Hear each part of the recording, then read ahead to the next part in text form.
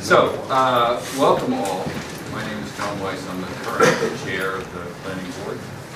And just a very, very quick thing, we want to introduce each other. But, we did start this about a year ago. And Roberta, who's from Community Opportunities Group, will go through all the details of where we've been and where we're going. But I did want to just let you know that we're going to try to do this in 2 hours or less, so that you're not overly taxed, and I'm not overly taxed. COG is not overly taxed. And so what I'd like to do is just let you know that the people here tonight are the group that we hired, which is Community Opportunities Group from Boston. And they've been working for us about 9 months. And they put a lot of this stuff together. And a lot of the information you're going to see came from that. In addition, the Merrimack Valley Planning Commission, well, you'll introduce yourself later, has worked with us on transportation issues, and the Ipswich River Watershed Group has also worked with us on vulnerability relative to sea level rise. And so all of those people will be represented here tonight. But what I'd like to do is start with Jim, and if you could just go around the room and introduce yourselves and what you are. Some of you are from the Master Plan Committee, and just let us know that. If you're not, that's fine. But Jim, for example, is a member of the planning board. Yeah, Jim Robinson, planning board, recently elected. John McConnell, planning board. Chris Earl on the committee. George Morris, planning board. I'm Courtney Sterling, I'm from Community Opportunities Group. I'm Tony Warnick from Merrimack Valley Planning Commission. Elizabeth Mitchell, planning board. Henry John, Storm Surge. Michael Hare, I'm not on any committee. All right. You're from Newbury. Would you like to straw? We're shitting for the I job. don't want to be on any committee. Steve Mangin, I'm on the committee. I'm Kristen Grubbs on the Ipswich River Watershed Association. Lynn Kelson, just I think. Robin Lawson, I'm on the committee. Kathy Harry, I'm on the committee. Jim Moran, interested resident. Ron Barrett on the committee. Joe Story, resident. Sean Ashton, citizen. Thank you. Joyce Duffy, citizen. Nora Rain, on the committee. Andy Brewster, resident, interested bystander. And since you just walked in, Hi, my name's Kat Tobin. I'm on the Newbury Democratic Committee. well, welcome. Thank you. So I'm going to turn this over to Roberta, and she's going to go through a slide presentation or PowerPoint. And now, do you want questions during it, or do you want to wait until you're done? I'll go through everything and then we'll have a brief time for questions. Okay. Okay. Any questions for me? No. Okay. Good. So I'm just going to, can you all see, am I standing exactly in your way of being able to see the screen? Yes, I am. Okay. If I step over to the side a little bit? Okay. So just to get a quick overview of what we're going to do tonight, I'm going to talk a little bit about what is a master plan, and then how has Newbury approached this master plan update, and then what have we learned in the process. We've been working in Newbury for almost a year now, and so we've learned a lot about Newbury, and we're going to share some of that with you.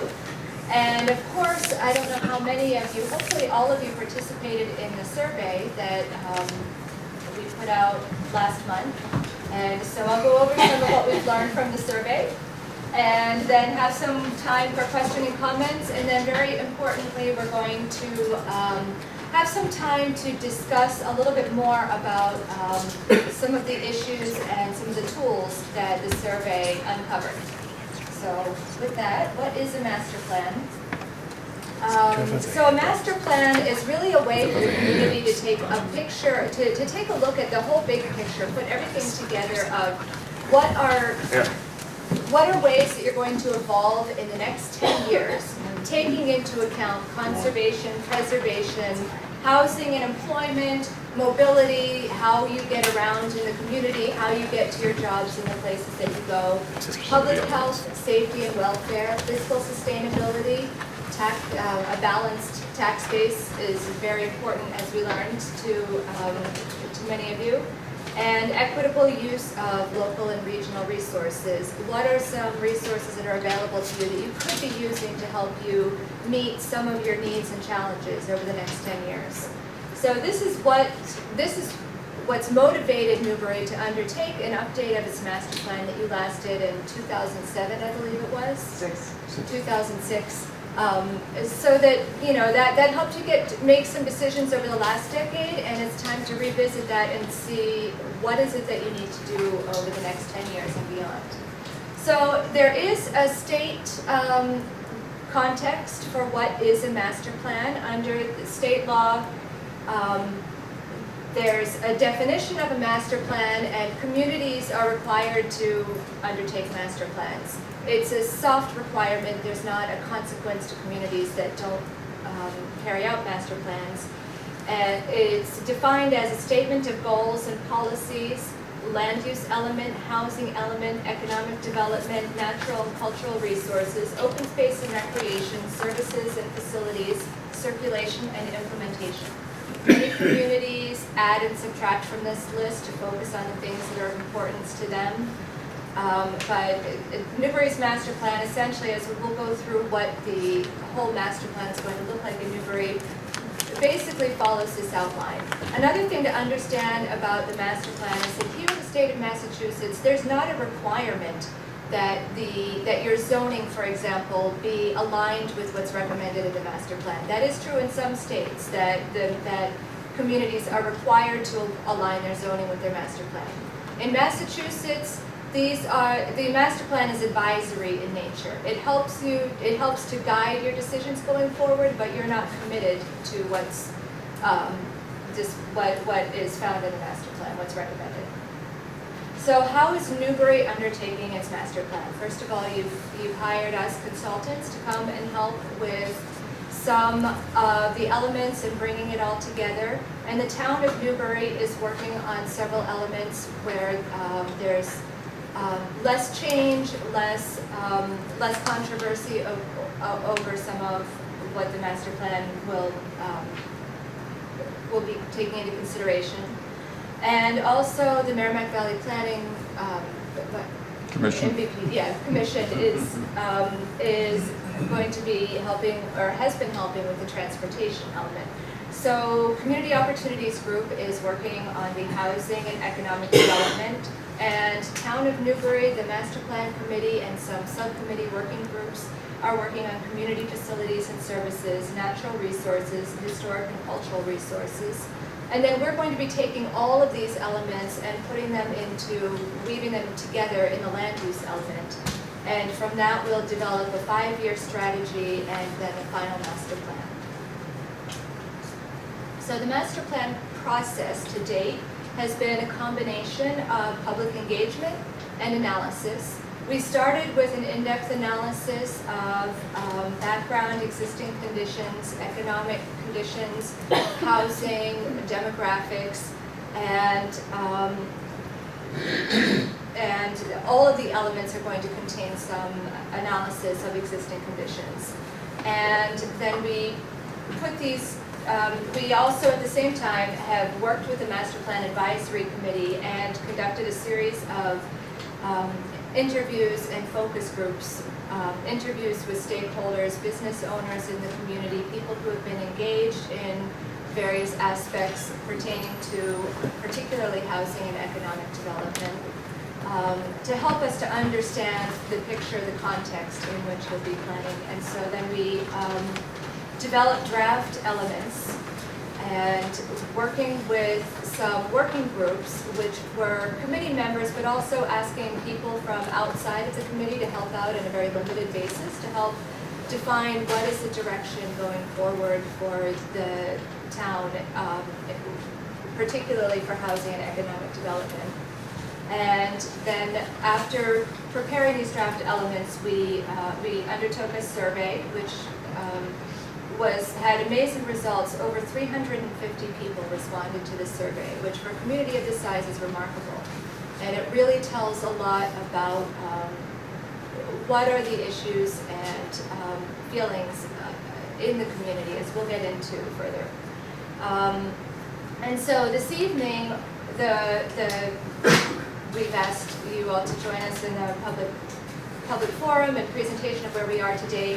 And the results of what we learn today are going to help us in preparing the land use element, tying all the pieces together. And then we expect to complete this process by October, I think, and be able to provide you with the action plan and 5-year strategy. So in our in what we've learned thus far in the draft elements that we've prepared and in the survey results, we've seen major challenges, changes, and emerging issues in the community that I think are going to be defining in your next 10 years and important to think about and understand as you go forward. First of all, there are diminished development opportunities and major environmental constraints that are limiting the development that's occurring right now. When your previous master plan was done, there had, prior to that, been kind of a surge in development, and then that was falling off about the time that master plan was completed. We don't see a surge in development going forward because there frankly just isn't that much that can be developed without overcoming the natural constraints of the land and the lack of water and sewer in the community. Then, on the other hand, you have potential development occurring exactly where you don't want it, with a number of farms. I think you have something in the order of 1,500 acres or more, 1,700 acres, that are under Chapter 61, which enables people with agriculture or recreational open space properties to be taxed at a lower rate as long as they promise to keep it in agricultural use. But when, after a time, they can choose to exit that program, the town can have a right of first refusal to purchase lands that have been classified under Chapter 61. But if you do not choose to exercise your right of first refusal, these lands can go on the market for development. So that's an emerging issue that I think is could potentially have create some change in the community. And really important demographic trends going on. Newbury is projected to have a declining population. Your population has declined in the last decade, and it's projected to continue to decline. And the median age is increasing. It's an aging population. There's an increasing proportion of retirees in the community and a decreasing proportion of young adults and families with children. And there's, we can't come to a meeting without hearing a lot of discussion about the need for capital improvements, particularly the police facility, the town hall, a number of capital needs that you have, including possibly water and sewer improvements that are also discussions on the table. So these are important things that need to be taken into consideration. And as well, we're going to be hearing from Kristen Grubb from the Ipswich Watershed Association later. Flooding, storm surge, and rising sea level are something that's going to be shaping your planning for the future. So actually, Kristen, if I could have you, this would be a good time if I could have you come and give a little talk.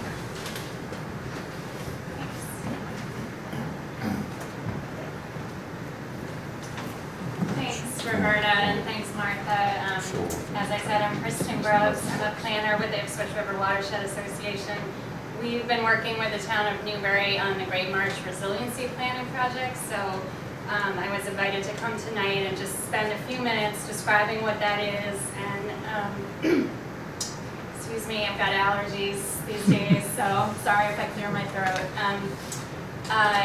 I want to say that one of the things about the Great Marsh Resiliency Project that I personally and we as a project find super important is incorporating our work into planning processes that are going on in the communities now and into the future. So that's kind of why I'm here. I'll share a little bit about the project, and then maybe in a question and answer or later in discussion we can talk about ways that we can incorporate this work into the master planning effort. So thank you. I also live in Byfield, so moved here in '99, left for a little while for grad school. I've been back. My kids are in the schools, so it's especially fun for me to be here tonight. So thanks. Let's see. So the Resiliency Planning Project, we're working with the 6 coastal communities, so Salisbury, Newburyport, Newbury, Raleigh, Ipswich, and Essex. It's a project that's a 2-year planning project. It was funded by federal money that came out of National Fish and Wildlife Federation following Hurricane Sandy. So the idea was, let's give communities money to think about these issues and be prepared so that the next time there's, a storm or a Hurricane Sandy, we're in a position where we're not just responding and cleaning up, but we're more resilient ahead of time, more prepared to adapt to those kinds of climate changes. So we're about halfway through the project. This is the framework we're working on. We're working on developing strategies for adaptation to address these kinds of climate changes that we know are coming, with the focus being how can our systems, our infrastructure, economies, and culture, a lot of what's being talked about through the master planning process, and our natural systems, the wetlands, the beach, the salt marsh, continue to function effectively and be resilient and help us face those kinds of changes that are coming our way. Here's your Newbury Resiliency Task Force. You might recognize a few of the folks in that picture there. And I should say John, O'Connell, and Martha, I think, have been at every meeting, so thank you, and Hendrik as well. There are a number of you on the Resiliency Task Force. So our first year was kind of spent looking and assessing what our current vulnerabilities are. Plum Island, following Hurricane Sandy, we saw that acutely. These are I won't spend a lot of time on this, but you can look it over. These are the facts. We know changes are coming. We know storms are increasing, becoming stronger. Precipitation events when they're here are heavier. Drought when it's here is longer. The Ipswich River right now is as dry as it usually is in August. We've had no rain this spring. So these kinds of changes are before us, and we need to prepare for them. This is a poster. I should say our 2 primary partners in this project, besides the towns, are the National Wildlife Federation and Coastal Zone Management, Massachusetts State Agency. They've worked very hard on this project. We've done a lot of mapping and analysis. This poster will be available in Town Hall soon, and this information will be on our website, so we'll get a closer look at that. One of the things we did was work with a consultant called Woods Hole Group that used a very advanced hydrodynamic model to look at what the future scenarios are. They modeled all different kinds of storms that have come to coastal Massachusetts in the past and then forecast in the future. This map is impossible to understand, I realize that, but I just wanted to show that we have a whole set of maps that are part of our project and will be available to the community. What it's showing is, this map is showing currently what's the risk that a certain area in town will be flooded. Moving forward, we've looked in at a couple high priority areas in town where you can look at what the changes are. So present day, this is Plum Island Turnpike coming in, that's Joppa Flats area by the Audubon Center. Present day, these are the kinds of impacts we're seeing. All this area, it just looks black, but it has the highest vulnerability. So that darkest blue-black color shows that that particular piece of land will have a 50 to 100% chance that it'll be flooded at least once a year by 2070. And by flooding, they say ground cover of 2 inches. So I'm not going to spend a lot of time on the maps. They're hard to look at in this kind of a venue. But just to give some examples, what we're looking at is what's currently happening now and what do we forecast is going to be happening in the future. I recognize this is a 10-year process. 2070 may seem pretty far out. but we have data for all those years in between. So we can look at how are things gonna look in 2025, 10 years from now. This is down the road at Newbury Elementary School. We know there's been flooding issues of the Little River. One of the things about this project is there's a lot of focus on the coastal areas. That's what we're most knowledgeable about, what the impacts to Plum Island are, but I think it's important to think about inland flooding too. And moving forward, we're gonna have even higher resolution of data about inland freshwater flooding. And particularly in a town like Newbury, where you have these main rivers coming through that are tidal, freshwater coming downstream, you have a lot of interaction in these kinds of areas where there's infrastructure near the railroad station, near this intersection of roads. There's going to be a lot of changes coming to those kinds of areas.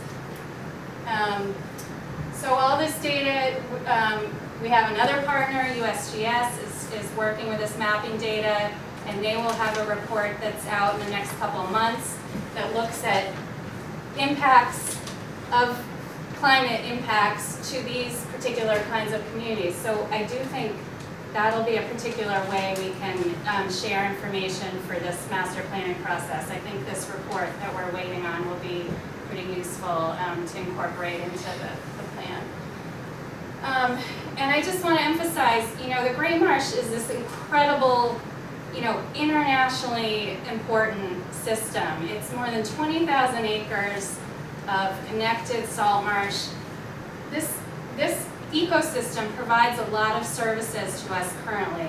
It's a buffer, it absorbs floodwaters, there's all sorts of economic and recreational attributes that it brings people to our communities. Carbon sequestration, there are lots of services that it provides on a regular basis. And what we're doing in our process, in our planning process, is trying to help those natural systems help us even more, help us protect the resiliency of the salt marsh and the barrier beaches so that they can help us protect our livelihood, our infrastructure, our roads, and our families. Barrier beaches see a lot of changes anyway. Undeveloped barrier beaches, there's erosion, ebb and flow. Developed beaches obviously suffer even greater impacts when storms come through. The reason I put these photos up, that's Hurricane Sandy again. This is last winter. This is in January and February on Salisbury Beach.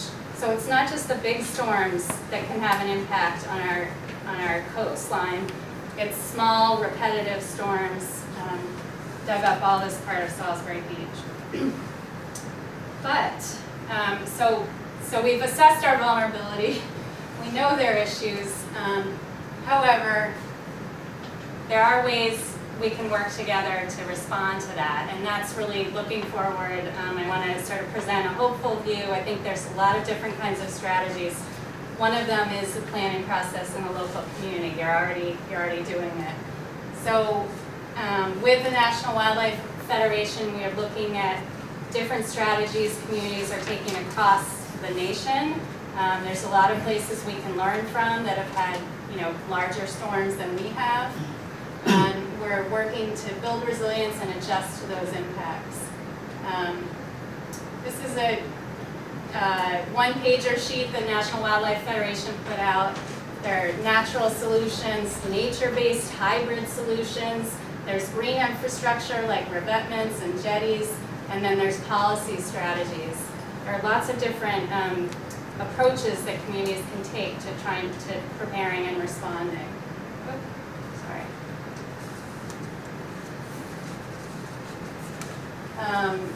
Our plan will focus quite a bit on these nature-based strategies. Again, the dunes and the beaches are providing a service to us already. How can we enhance those kinds of habitats? And again, how can we, by looking at the kind of development we're doing into the future, if there are areas to develop or to redevelop, how can we do that in a way that takes into account this long-term scenario? lots of different policy strategies that a planning process can look at. Oops, where's my photo? Oh, I had a great photo of some kids actually up there planting dune grass. You maybe have seen that in the Daily News lately, but our partners UNH have been doing a lot of site work, field work. I think they're actually going to be out in Salisbury Beach tomorrow looking for volunteers. Planting dune grass like this can really help the dunes and the beaches and the systems be more resilient, and therefore when storm surge comes in, it can protect our infrastructure that's right behind the dunes. At the end of our planning process, as I said, we're a little more than halfway through. We're going to have a final adaptation plan. But along the way, and that is due to be out next winter, probably January timeframe, January, February, that will identify these vulnerabilities. It'll look at this whole array of strategies that communities can think about. And then we actually want to have an action plan in there. We want the Newbury Task Force to come away feeling like they have some real concrete recommendations and steps that they can take in order to start implementing some of these. Some of them are small scale, getting kids at Newbury Elementary out on Plum Island. That would be great to see. My 5th grader would love it. Some are more long-term policy. Some, things will be coming to town meeting that may require funding, that may require support by the community. How can we educate homeowners? Those are the kinds of recommendations we're looking at. And again, we want to do our best to help communities incorporate this effort into the work you're already doing. Thank you.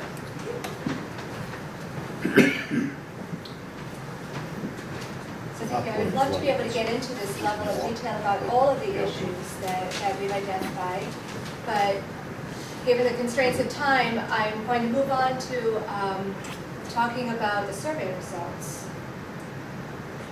This is just a very broad overview because for those of you who took the survey, it was a very detailed. Oh, sorry. That slide, there we go.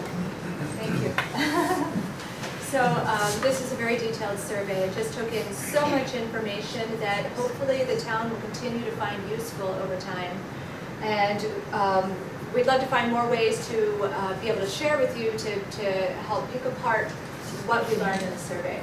But the first part of the survey, we learned about who you were, who were the folks who took the survey. And out of, as I said, over 350 people took the survey. Over 60% were over the age of 50. And that's not exactly representative of your community. A third of the survey takers have children in schools in their household.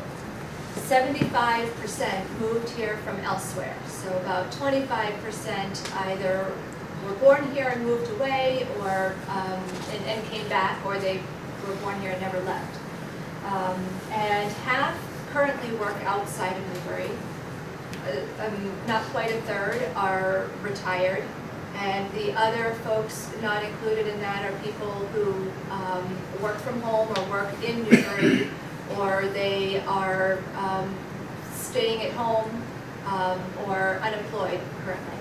So we asked, why did you move to Newbury if you came here from elsewhere? And overwhelmingly, people moved here because of the character. Rural, historic, beaches, natural resources. As one person put it, it's a quintessential New England small town. So that was really overwhelmingly why people came here.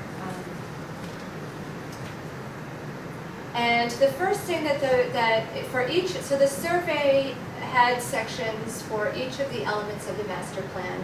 And there were two things that we were trying to understand in the way the survey was presented. The first is, what are your priorities? What are the things that you care about? What are the things that are important for you to preserve or to address?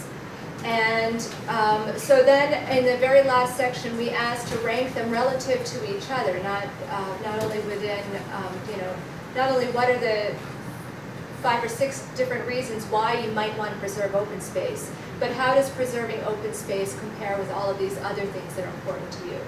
And so what we found, balancing both the number of people who listed it as a top choice versus how high they listed it on their rank.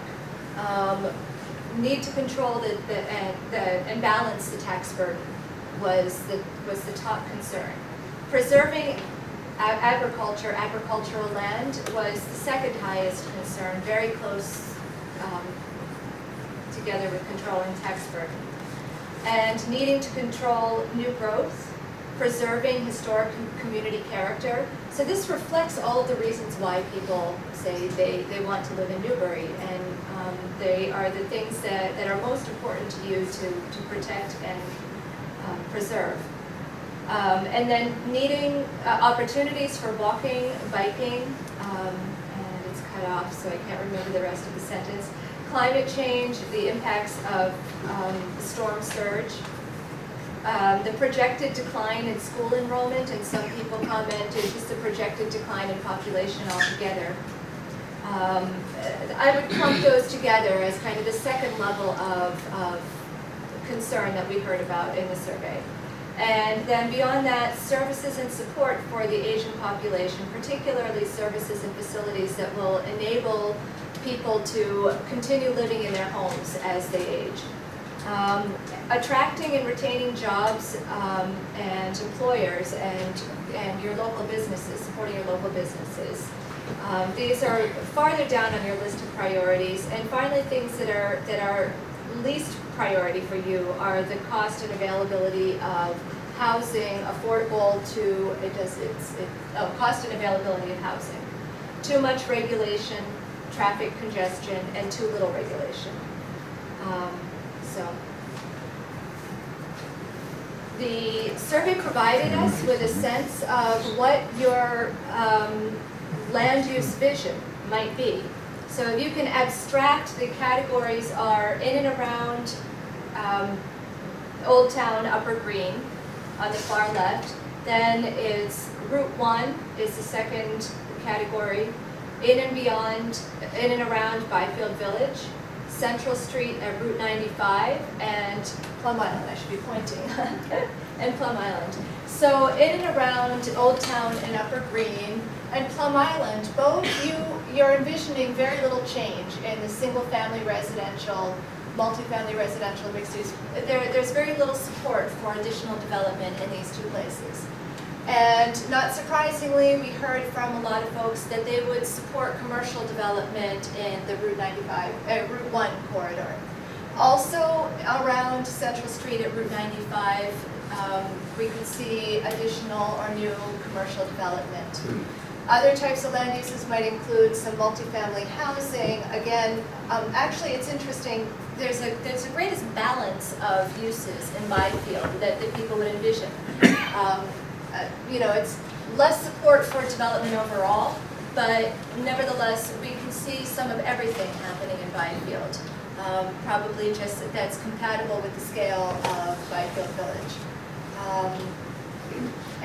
And there would be the greatest support for mixed-use development in any of the three areas, Route 1, Byfield, or Central Street at Route 95. So the next thing that the survey did was to look inside the toolbox, we call it, that could potentially address the things that are important to you. So we asked questions about what would your response be to different kinds of town policies or actions that would affect open space preservation, historic preservation, housing, and so forth. And so the first question is, would you support town funding for these things? And what we heard was that the majority seemed to support town funding for open space acquisition and possibly for village area improvements. And of course, village area improvements would be defined as needed for the specific villages. On the other hand, town funding to support economic development or historic preservation We heard that you want to see that be balanced with funding for other types of services that you already have, including recreation, public safety, schools, library.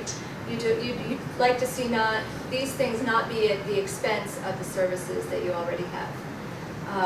And also that you'd like to see that they're balanced by potential revenues that are generated by economic development activities and so forth, or that they wouldn't have impacts on the fiscal balance. There's mixed support we saw for funding water and sewer infrastructure, and certainly the support would be stronger if that funding was to assist existing homes and businesses in the community. Although we identified that it would be difficult to provide for greater housing diversity or economic development without also making it available to, making water and sewer infrastructure available to facilitate new development.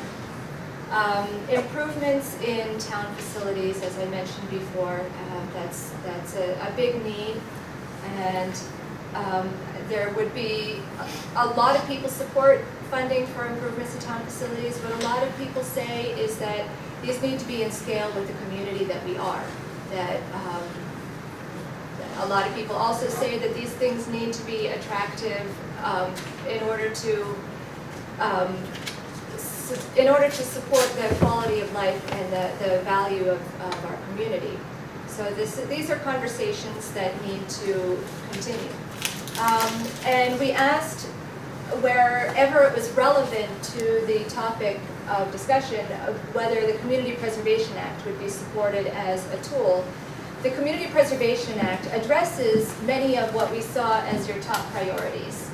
It would address open space preservation, conservation. It would address your historic preservation, and it would also address the need for affordable housing to the extent that that the town chooses to use funds to support affordable housing. What we heard is that some people are vehemently opposed to CPA, some people are really in favor of CPA, and a lot of people don't know what it is and need to learn what it is before they can make up their mind about it.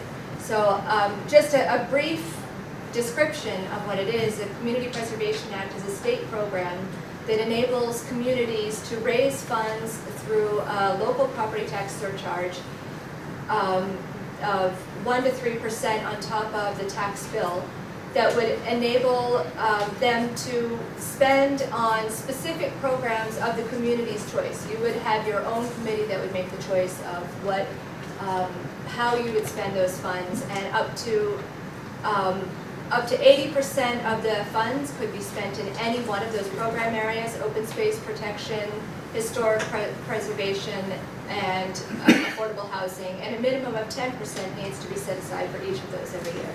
So that's just a brief description. In order to pursue Community Preservation Act, obviously you've tried it before, it hasn't worked yet. It would require a really concerted education effort to share, to help people understand exactly what it is. So I know you've tried it before, but I bring it up because it's a tool that addresses some of your highest priorities. So other things that would help to facilitate the funding priorities that you have are capital planning and budgeting, and more direct communication with residents about town issues. This is something that was raised by a lot of comments, is that in order to be able to address the town facilities needs, for example, there needs to be more community dialogue and more conversation to let people know how important it is, let people know that town meeting is coming, that their vote is needed to decide those. So further alternatives in the toolbox are coordination with nonprofits, volunteers, and neighboring communities. This can help to balance the need for local funding if you can find private partners or volunteer efforts that can help with these things. And finally, regulatory measures. We saw support for zoning to allow more housing diversity. to ensure new development is in appropriate location, size, and character, and zoning for historic districts or other bylaws to protect historic resources and water resources. And a lot of people are very interested in improving the appearance, particularly of some of the village areas and some of the areas in your commercial districts. So enforcement to improve both the appearance and safety.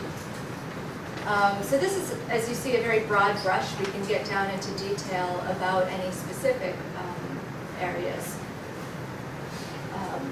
And so just before we move on to questions, I just wanted to introduce, we're going to be moving into a discussion, breaking into small groups of 4 or 5 people in a group, 4 groups. And we'd like to, in having a discussion, the purpose is for you to give information to us that we can use to help develop your land use plan and your action plan. So you're going to tell us what you want. We'd like to ask you about opportunities to meet environmental, economic, and social needs over the next decade. Encourage a community conversation. That's clearly something that's needed in order to figure out what we use in the toolbox in order to address these issues. And to listen for common themes and areas of consensus and disagreement. So with that, questions and comments?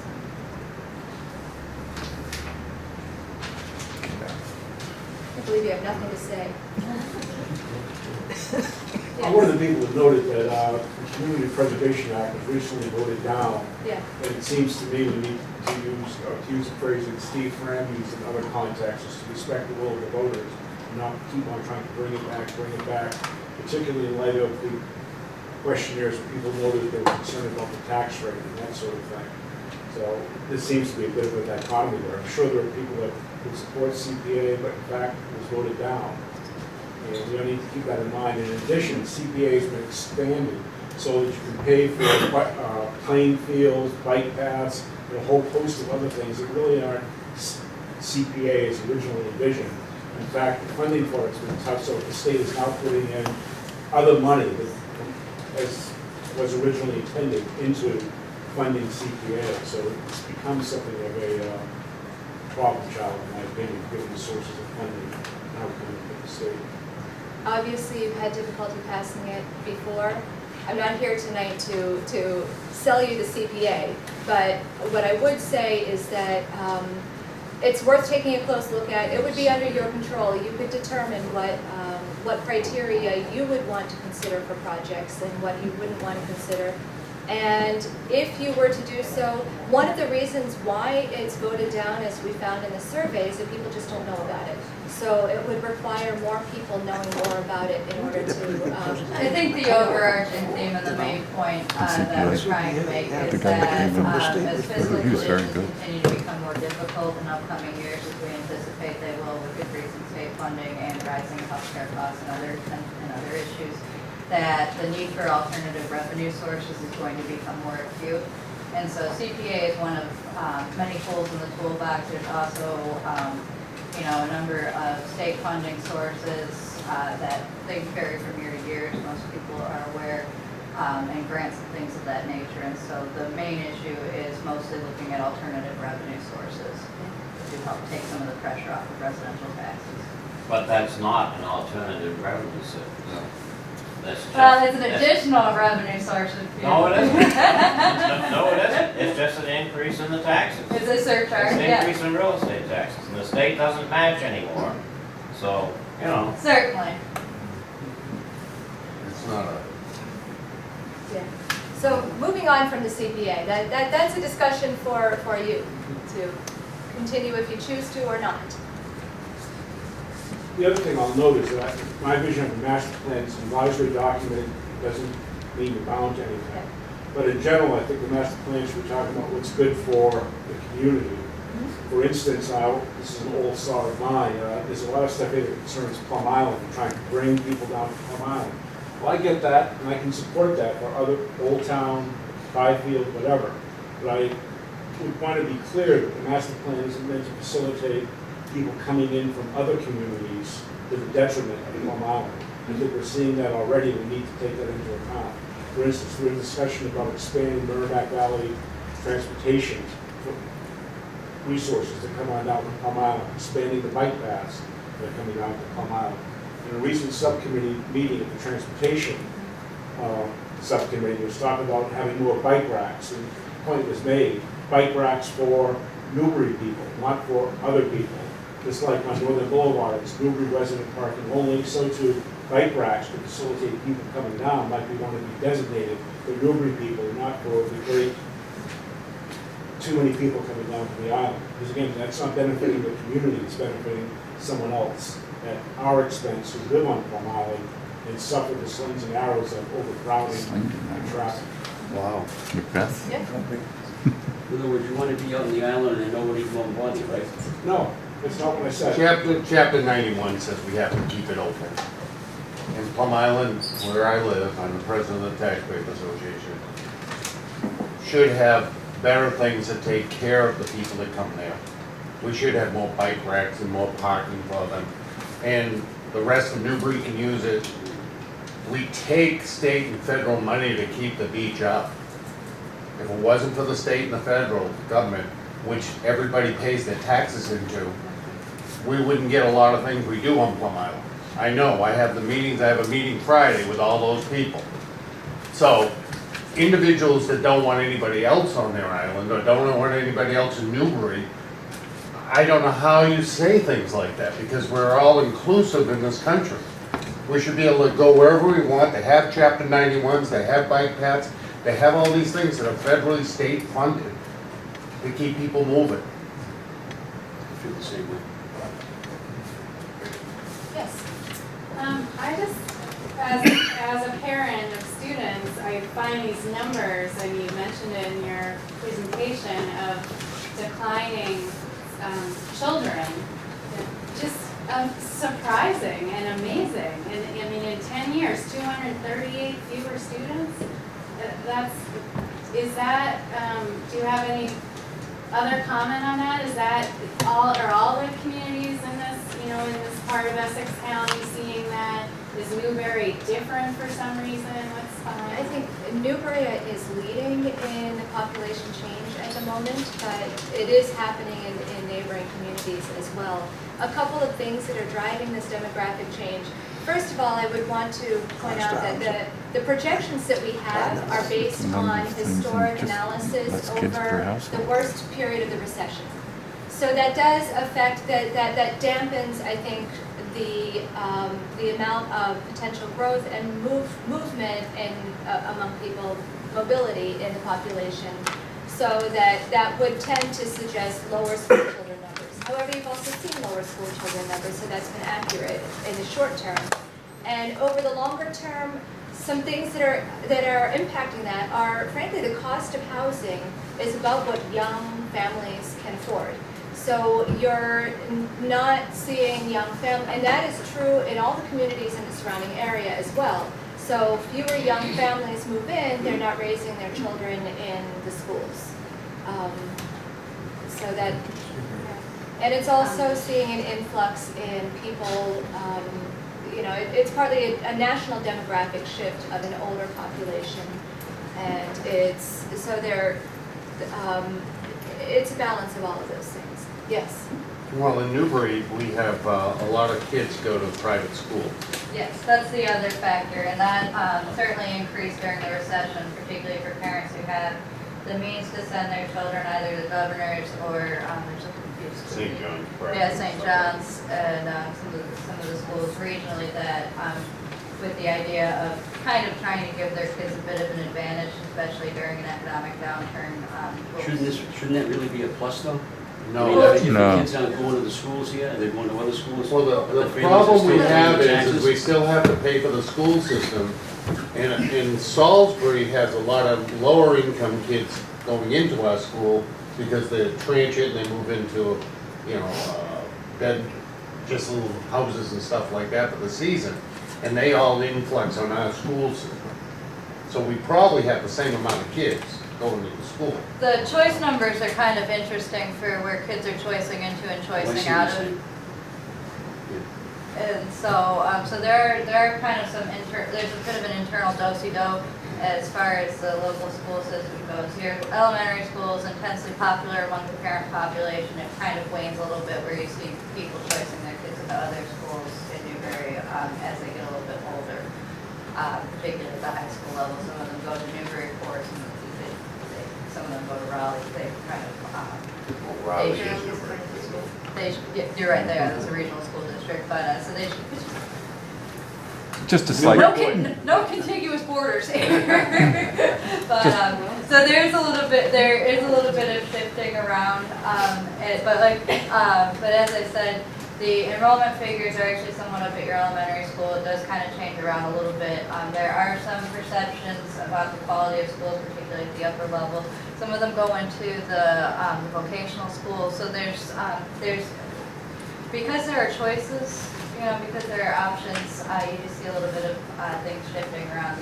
I would say the upside of at least having a regional school district where you do have kids from Salisbury coming in is that you also achieve a bit of an economy of scale because you're still going to pay for all of the administrative staff to run a school system, whether or not you are regional, but at least you're getting the influx of additional kids to support it.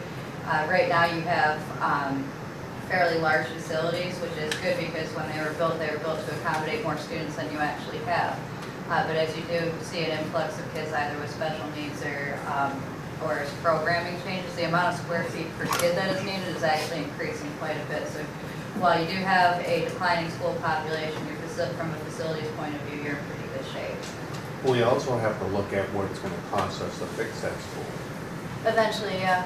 That school is getting to that Pretty point soon. where it's You'd leaking, be the having your floors are classes at bad. the MSBA. Well, let me just clarify a couple of things. That data about the school enrollment I got from Brian, who's the new superintendent. And actually, when the school year started, the numbers were much higher than the numbers that he gave me because the projections were done by the state. And he hasn't redone the numbers yet, but he expects that they'll be higher. Higher meaning? More students than we show right now. And so we just don't have that yet. We'll probably have it in September when they need August when they do their new numbers. And in the same vein for the decline figures, the ones that are on the handout is actually what's been observed, and I didn't use the future figures because so far as the future figures were done for the years that they actually have observations for, the projections for decline were much higher than was actually observed. All right. And so that's something to factor in as well, that what has been predicted so far has not been coming to fruition, and the decline may not be as extreme, but what's been observed over the last 10 years has been a decline of approximately 200 and some odd kids. But given the fact that we're going to be making long-term decisions and plans based on data, it would be in our best interest to have more timely, Right. accurate data? Yeah, no, we will.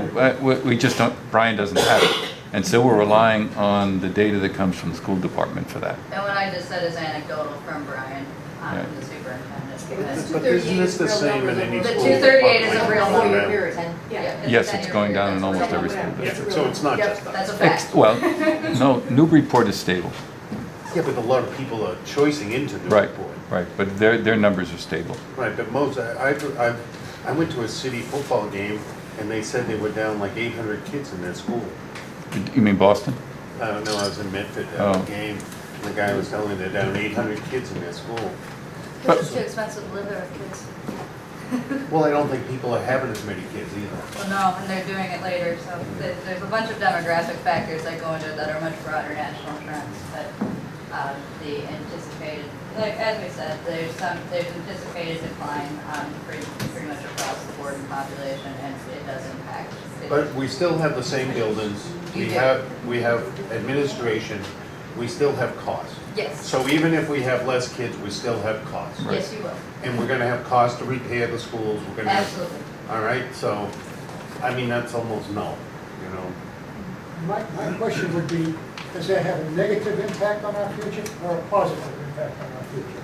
That's a good question. It's a good question. As we point out, the cost of having a school district is, you're going to incur that cost however many children are in the district, and having more enrollment in some ways, or maintaining the level of enrollment would help to reduce the cost per student of running the school district. One of the impacts that we see is in economic development. Your actual workforce is shrinking. As the population is older, the proportion of retirees in your population is increasing, and the proportion of people who are in your workforce is decreasing.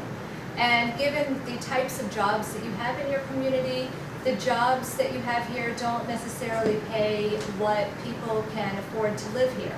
So how far away do they need to commute from more affordable communities to be able to work in Newbury? And how many people are willing to make that commute is also going to impact your ability to sustain your economic base in the future.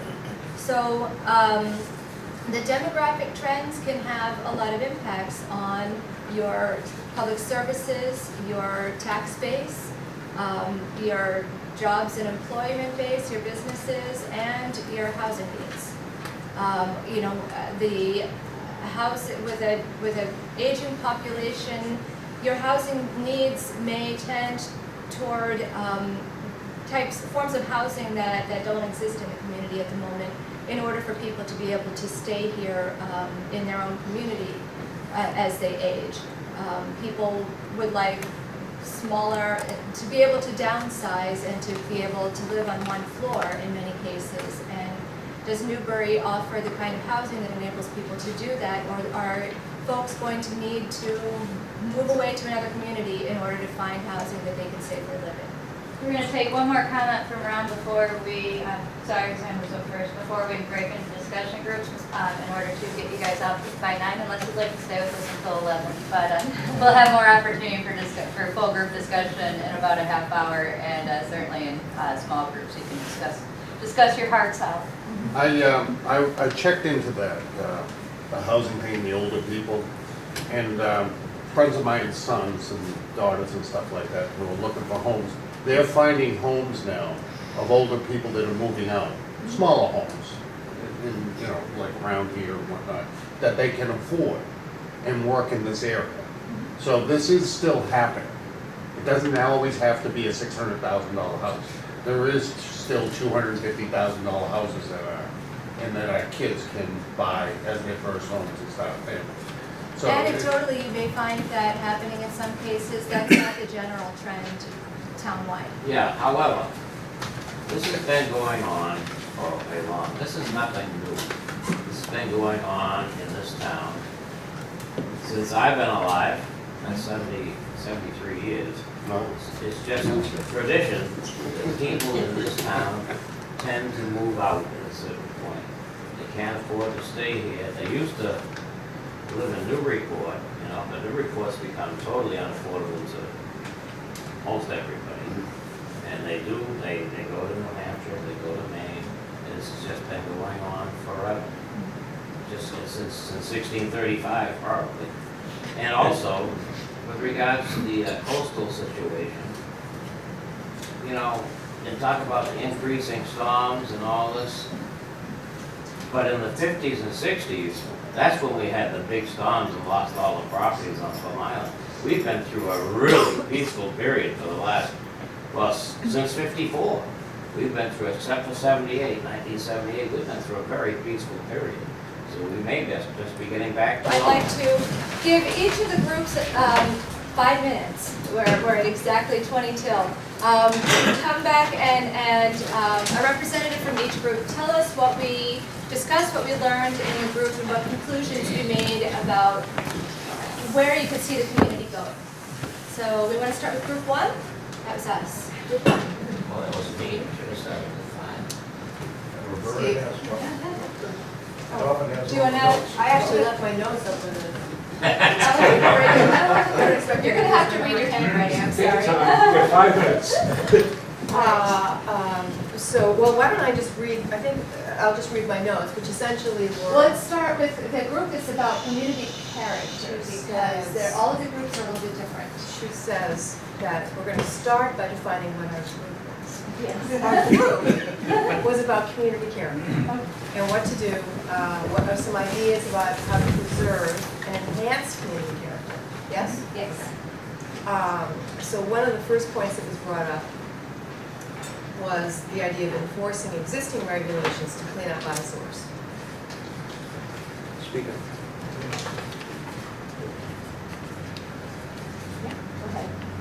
Another idea was a modification of zoning bylaws, for example, to allow smaller lots and more affordable housing.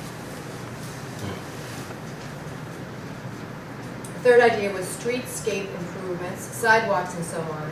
We talked about the different parts of town and how those ideas would be relevant or irrelevant, as the case may be, to different areas. So for instance, Plum Island could use a more attractive center, and also perhaps, we talk about gathering places on Plum Island? Yeah, well, actually, yes, gathering places to build more of a sense of community. And that's true also for the villages. So certainly Byfield Village, Old Town, we talked about how the villages are lacking in what might have been what existed before, which were gathering places that are just not there anymore. For instance, the PO, the post office here in Old Town. What? Post office. We have no post office. Yeah, post office at Doyle's Farm. I was talking about what used to be. Oh, What this- used to be. No, we never had a post. Yes, we did. Where? Right over here. Yeah, it was at Doyle's Farm. Right over here. The point being that there used to be Geez, I'd gathering love to see places, Fred that would be poop nice to now. have those gathering places back. You're not gonna bring a post office back to Old Town because that's a government thing, that's the idea, the concept of having gathering places, whether it's a coffee shop, Yeah, or we whether have a it's the, coffee shop, yeah. whether it's the mini mart, or whatever it might be. That's the idea. An idea was to, and this goes back to the smaller lots concept, the idea of allowing tiny houses, which is a specific housing type of entity. Another idea, and we're back to preserving the character, the demolition delay to preserve worthy historic structures. We have that, but it's not followed. Okay, if we could keep the side comments down to be Sorry. respectful, thank you. Why do you think I'm giving you the evil eye from here? Design of the public safety facility here, right here, that fits the character of the town. And finally, an overall solution, collaboration among the different areas of town to build more sense of community, perhaps being townwide, perhaps being driven, or I should say, maybe the villages take the lead. So if we had more of a sense of community within the villages, within the different sections of town, they could possibly come together to help build community townwide. That's it. Well done. Thank you, thank you so much. Good group. So, group two. Yep. That's me. Everyone feel free to comment.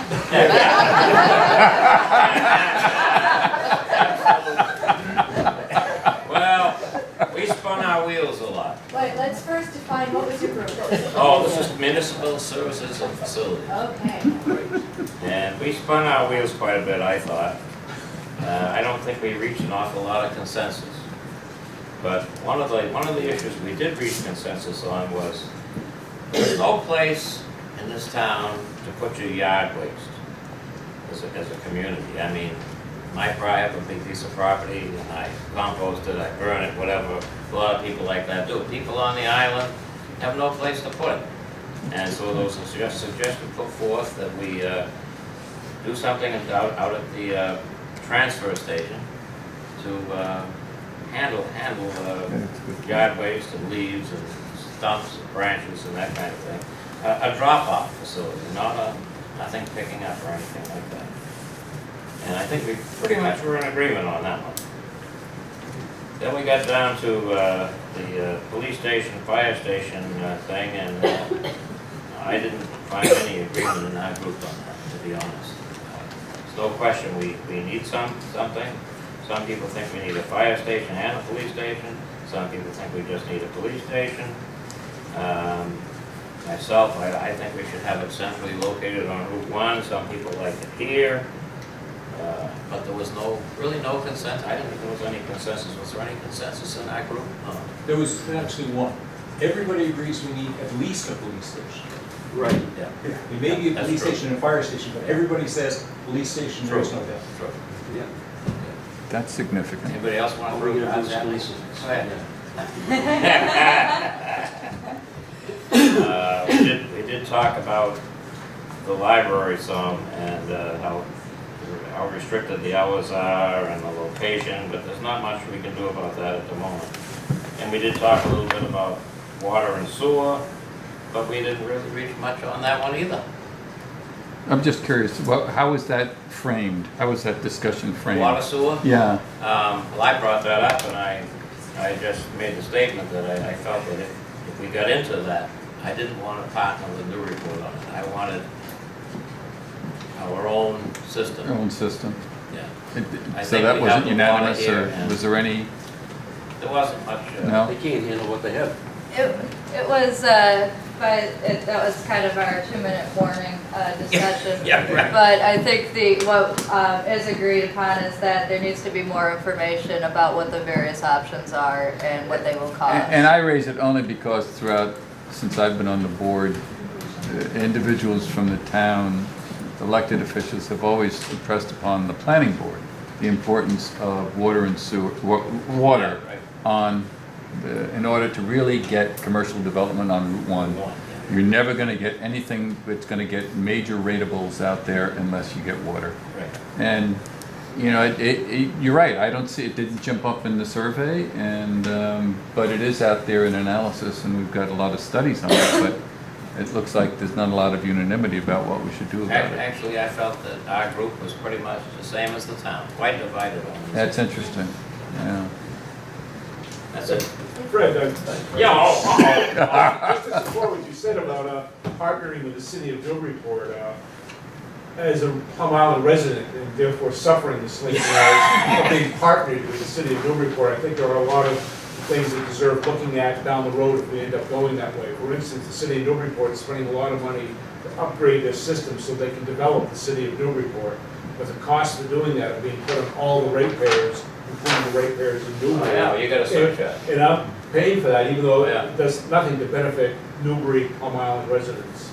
So Yeah. if you partner, you gotta be careful. I don't know about what the you- island, but you know, Old Towners have a huge surcharge on their water. you know.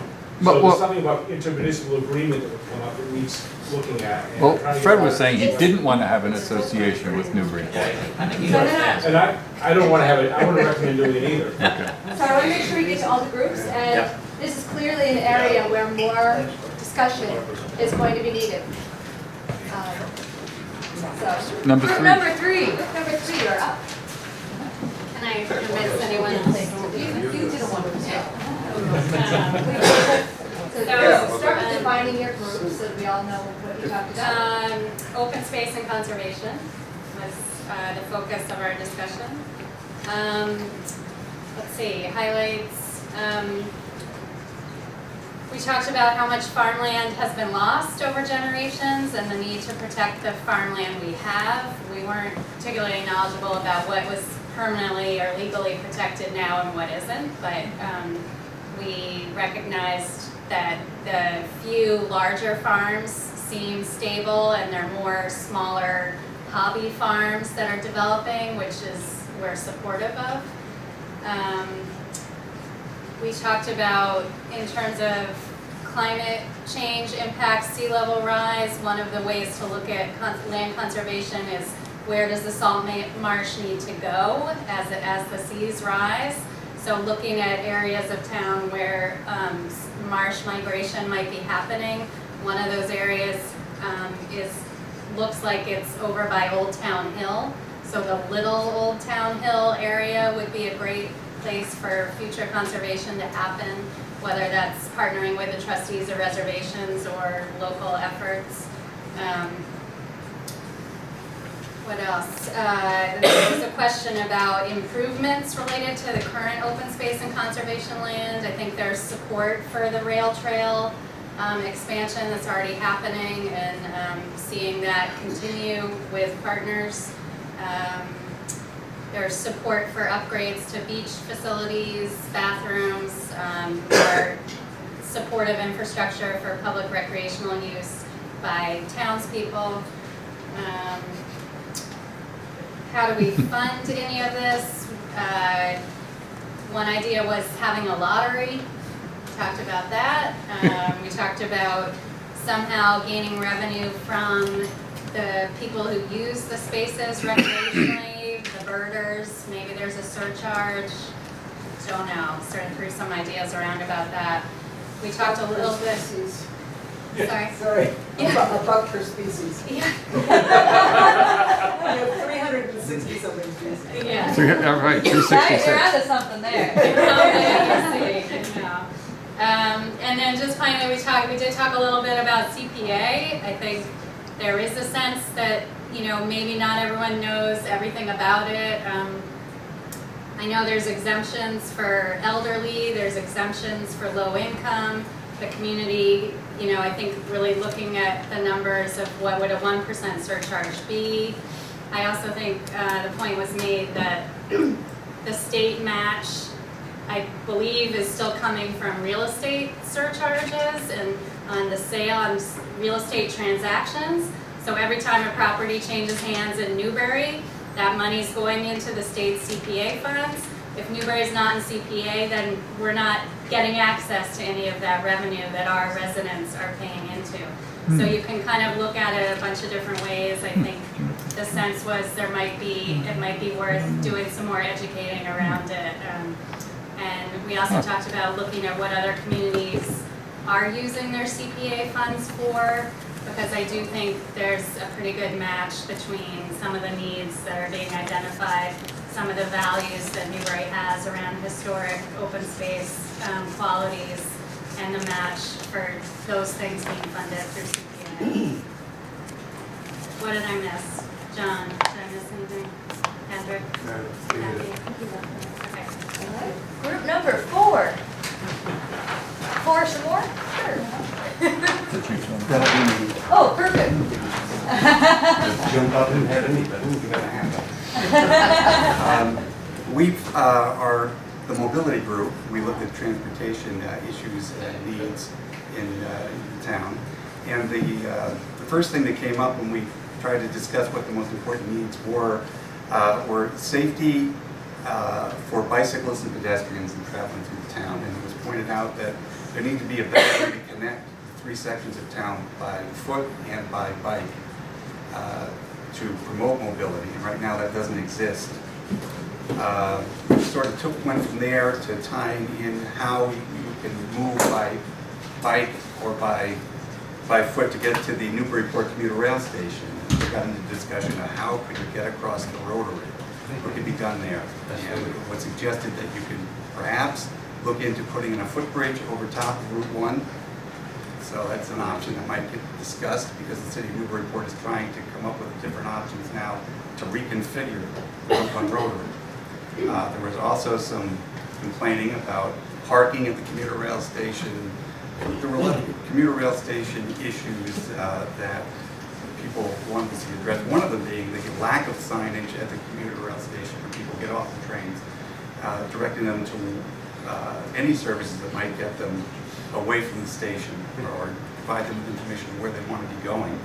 But aren't those all the report issues? Yes, they are, but they're affecting Newbury residents, obviously. So that's what the discussion was. Half of your residents work outside of Newbury.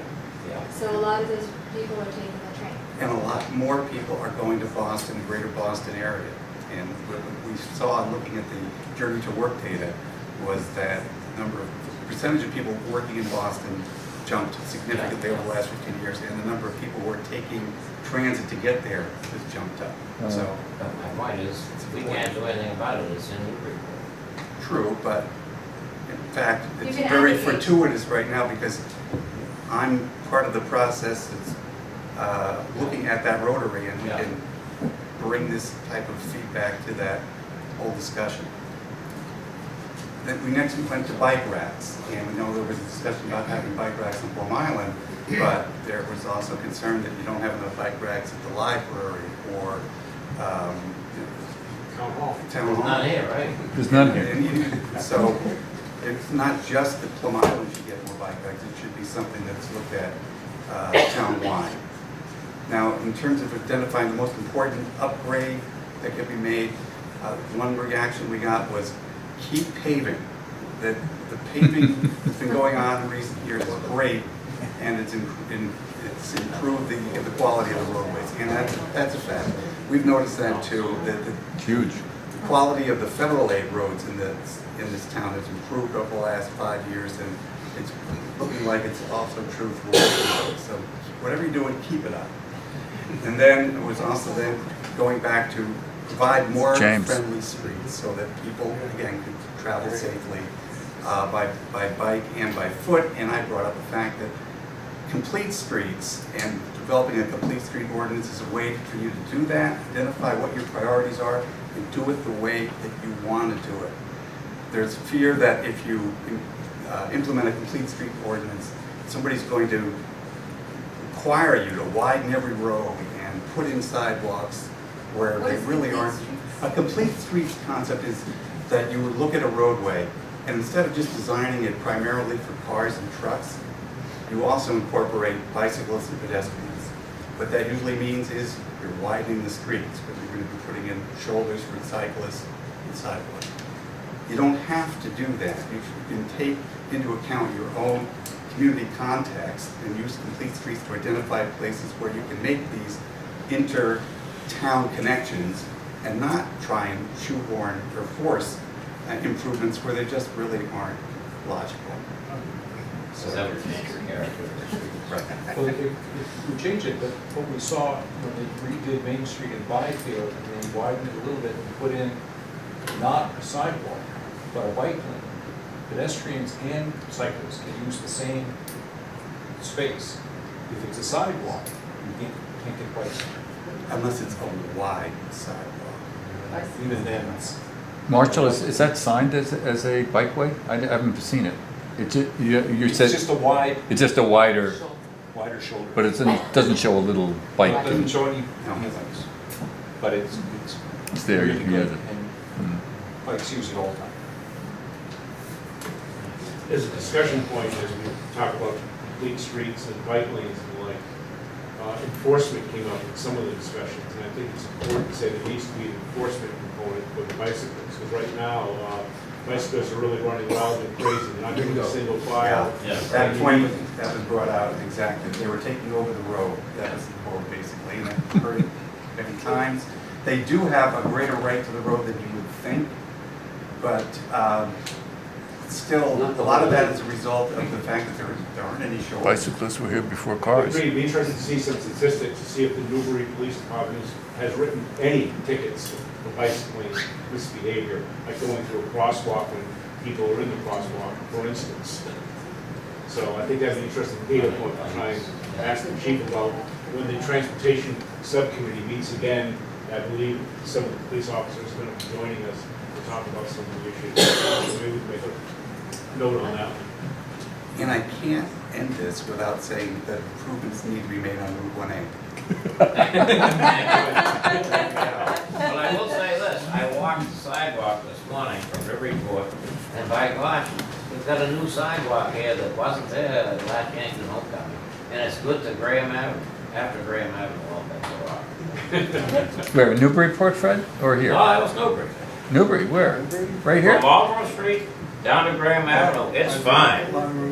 Oh. Brand new up here, brand new. It used to be horrendous in front of the cemetery. It's beautiful. But beyond Graham Avenue, all bets are off. All bets are off, right. Well, I have to bring us to a close. We almost made it. Not bad. And I thank you all for being here, for being part of this discussion. Obviously, there is just so much more to discuss than what we can accomplish in 2 hours. So much more information that we'd like to share with you than what we can give you in 2 hours. So we look forward to completing the final master plan and to sharing with you the findings in the report, and hopefully those can be also available online so that you can catch up on more detail of what we've learned through the survey, as well as the the elements as they've been drafted. And with that, I just want to thank you all for being here tonight. Yay. We'll note that also available are more cookies up front. Right before you go. Yes. The maps, are they available online? No. Do we have maps available online? Do we have any of the material available online? We're working on that now. The maps, these are actually all draft maps, and some of them are sort of updates from the last master plan, but as they get done, the former master plan maps are there. And we will be getting these on as they're finalized. We They're have work draft to do form. on them. These were not meant to be, these are the final maps. Right, these were These the are final- works in progress and hopefully by the middle of the summer to the end of the summer, they'll be in better shape and be available for the public. What about the survey? A survey of, are we sending it out to people? I Or the I presentation? have I can make both. Or your available. presentation? You have the survey. I got the survey and I sent that out to the master plan committee. I'm gonna get it on the website. Yeah. So that can And be I'd like sent to to get the everyone raw who is here data if as you want well, but I that. figured it was more important to just understand what it meant first. So I'll share both. And if you could have your presentation to put on. Good, good. Thanks all. Roberta and Courtney and Martha in particular, I would personally like to thank you for all your hard work.